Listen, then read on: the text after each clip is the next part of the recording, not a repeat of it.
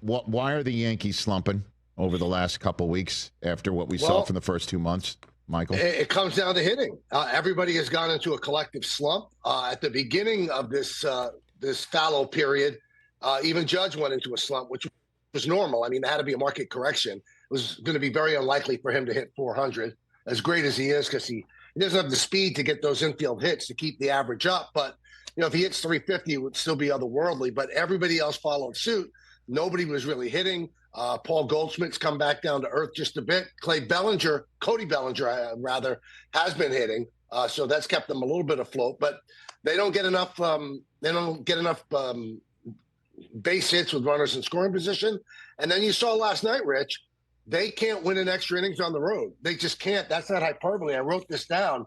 In extra innings on the road, since the rule came into play of the Manfred man, they're 13-27.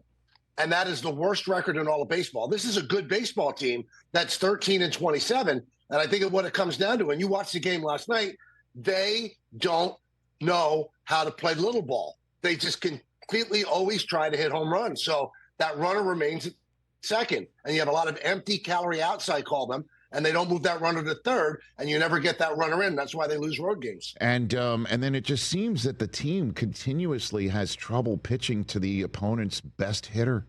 I mean, we could go down the list of all the Houston Astros that have torched the Yankees throughout their tenure of a championship window.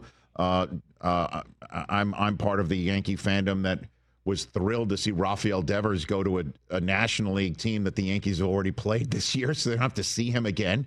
And Ellie De La Cruz is just another one. It's just like, hey, do you not know that this is the guy that you can't let beat you? And he beat the Yankees single-handedly on Monday night.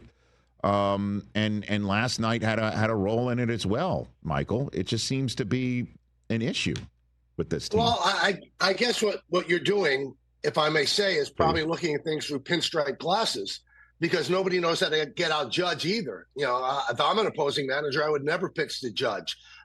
What's happening with the Yankees right now, where they're playing this poorly, I think they're 4-9 in the last 13 games. It's really not on the pitching at all.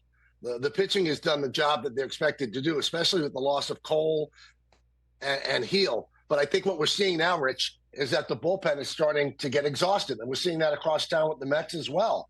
I've always thought this. I understand the analytics, and they work. But holding pitchers to 100 pitches, I don't think it's sustainable over the long haul. You are going to burn out bullpens. You just are. You have to use 4 relievers almost every single night because you have 5 innings out of your starter. And I think that's what happened yesterday. The Yankees have lost a lot of the games when leading after 7 innings. They have 5 losses when leading by multiple runs at the top of the 7th inning. That's from Katie Sharp. That's not good. And I think that comes through the fact that the starters don't give them length. And it's not just Yankee starters. It's all over the game. And what stunned me yesterday, and we mentioned it when it happened, Carlos Rodon was great yesterday. And all of a sudden he doesn't come out for the 7th inning. And everybody wants to jump on Boone. Why did Boone do that? You look on social media, they want to kill Aaron Boone. Carlos Rodon said he couldn't go anymore, that it was hot out and he was exhausted.